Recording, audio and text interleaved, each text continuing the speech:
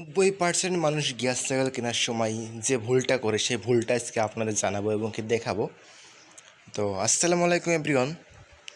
তো 90% মানুষ সাইকেল কেনার সময় যে ভুলটা করে, বাকি 1% যারা বোঝে সাইকেল সম্পর্কে, যারা একটু ভালো সাইকেল চালায়, যাদের গ্যাস সাইকেল আছে, তাদের একটা ধারণা নেয়, তারা মনে করো যে কেনার সময় ভালো সাইকেল কেনে। তাছাড়া যারা ধারণা নেয় না, তারা মনে করো যে কিনতে যাই লস খায়। 90% মানুষই এই ভুলটা করে, আর এই ভুলটা করার পরে যে পস্তায়। তো আপনি যখন একটা গিয়ার সাইকেল কিনতে যাবেন বা নন গিয়ার কিনতে যাবেন, এই ফ্রেমে যে সাইকেলটা কিনতে যাবেন, তো প্রথমে আপনার দেখার দরকার, 90% মানুষ যেটা ভুল করে, ফ্রেম বোঝে না। কোনটা স্ট্যান্ড ফ্রেম, কোনটা স্টিল ফ্রেম, স্ট্যান্ড আর স্টিল, আরেকটা আছে রাইডিং ফ্রেম, অ্যালুমিনিয়াম ফ্রেম। তো এগুলো বোঝে না। অনেকে কার্বন ফাইবারের বডি কেনে, সেগুলো কার্বন ফাইবার যে তৈরি, সেগুলো তো মনে করেন টেকসই না, পাতলা হয়। কার্বন ফাইবার অনেকে মনে করেন যে অনেক টেকসই না। অ্যালুমিনিয়াম হচ্ছে সবচেয়ে হার্ডের ভিতরে, পাতলার ভিতরে টেকসই, এর উপরে এরকম হয় না। কার্বন ফাইবার বেঁকে যাবে, ঝামেলা হবে। ওইগুলো শুধু মনে করো যে রাইডিং সাইকেলে অনেক দূর চালায় যারা, তাদের জন্য। এর পাহাড়ে যারা যেসব সাইকেল চলে, এই গ্যাস সাইকেলগুলো, সেইগুলো মনে করো যে ওরকম হয় না।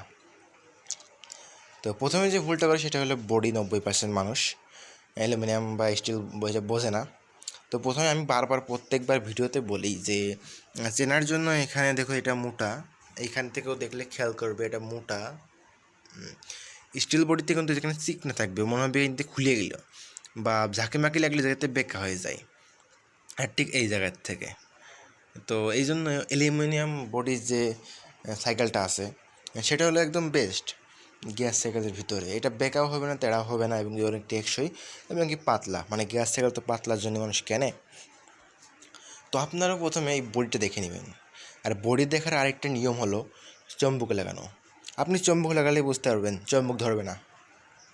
ভালো মানের অ্যালুমিনিয়াম বুঝতে আপনারা ভালো করে পর্যবেক্ষণ করুন সাইকেলটা। তারপরে সিট পোস্ট এখান থেকে এটা খুলে ফেলে নাটটা ঢিল দেবেন, টান দেবেন। টান দিলে উঠে পড়বে। আমি দেখাতে পারি। এই যে দেখতে পাচ্ছেন অ্যালুমিনিয়ামের দেখা যাচ্ছে, টান দিলে ভালো দেখা যাবে। এই পাশটা দেখা যাচ্ছে, এই যে দেখতে পাচ্ছেন, এই যে মোটা, এই মোটা অনুযায়ী অ্যালুমিনিয়ামের গ্রেড বলা হয়। তো আপনারা সবাই এইভাবে অ্যালুমিনিয়ামের যে গ্রেডটা যত মোটা তত ভালো, সেটা আপনারা দেখে নেবেন। এই ভুলটা করে। আর দ্বিতীয় ভুলটা যে করে ব্রেক সম্পর্কে, অনেকেই কি ভাবে যে ওয়েল ব্রেক নেব নাকি মেকানিক্যাল ব্রেক নেব। তা আমি বলতে চাচ্ছি যে ওয়েল ব্রেক নিলেই ভালো হয় গ্যাস সাইকেলের জন্য। যদি আপনি গ্যাস সাইকেলের ব্রেকগুলো মেনটেন করতে পারেন, তাহলে আপনি নেন হচ্ছে ওয়েল ব্রেক। আর যদি মেনটেন না করতে পারেন, তাহলে আপনার জন্য মেকানিক্যাল ব্রেক। তাও মেকানিক্যাল ব্রেক এই জায়গায় লোহার ক্যালিপার নেবেন, যদি একদমই মেনটেন করতে না চান। যেমন আমি মেনটেন করতে চাই না, আমি এখানে লোহার তার লাগিয়ে রাখছি। এটা লোহা, আগে ছিল অ্যালুমিনিয়াম, ওগুলো ভেঙে গেছে। ব্রেক মারলে ভেঙে যাবে, বেশি দিন টেকবে না। এখন যতই ব্রেক মারি, ভাঙার কোনো সম্ভাবনা নেই।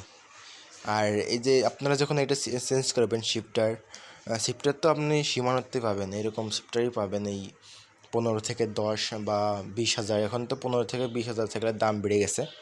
তো এরকম তাই পাবেন। যখন এটা নষ্ট হবে চেঞ্জ করবেন, এটা আলাদা করে নেবেন, ব্রেকের এইটা আলাদা করে নেবেন, আর শিফটার আলাদা লাগাবেন। যে শিফটারগুলো আলাদা পাওয়া যায়, ওগুলো কপি করা অনেক কঠিন, এবং কি ওগুলো অনেক টেকসই হয়।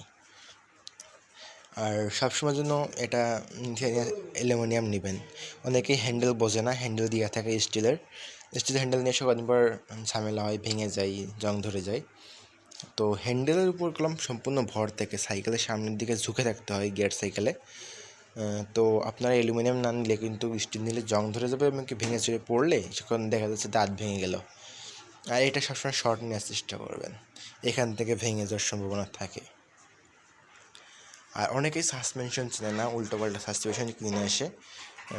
90% মানুষই বোঝে না। সেটা হলে এখানে ঝালাই থাকে।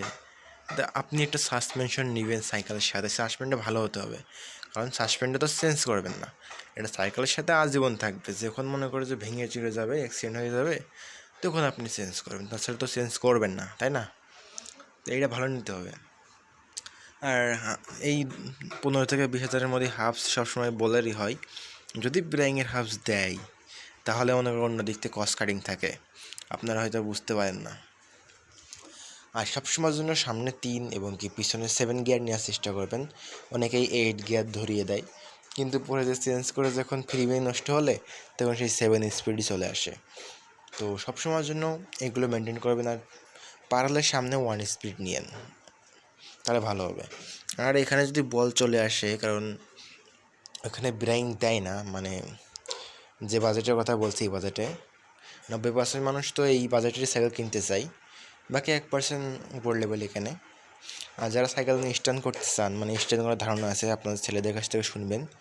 যদি আপনাদের ছেলেদের সাইকেল কিনতে চান তাহলে স্ট্যান্ড ফ্রেম কিনবেন। আর রাইডিং করতে চাইলে রাইডিং ফ্রেম যদি অ্যালুমিনিয়ামের কেনেন ভালো মানের, তাহলে এটা দিয়েও স্ট্যান্ড করতে পারবেন, সমস্যা না। কিন্তু যদি স্ট্যান্ড করতে চান তাহলে স্ট্যান্ড ফ্রেমটাই নেওয়া ভালো। আর অনেক সাইকেলেই আপনারা খেয়াল করেন না, এই যে স্টিলের এটা দেওয়া আছে, অনেক সাইকেল এটা থাকে না, একদম বডির সাথে থাকে, সেটা কিন্তু বেঁকা হয়ে যায়। সেটা লোহার সাইকেলে বেশি থাকে, স্টিল বডির, এটা বেঁকা হয়ে যায়।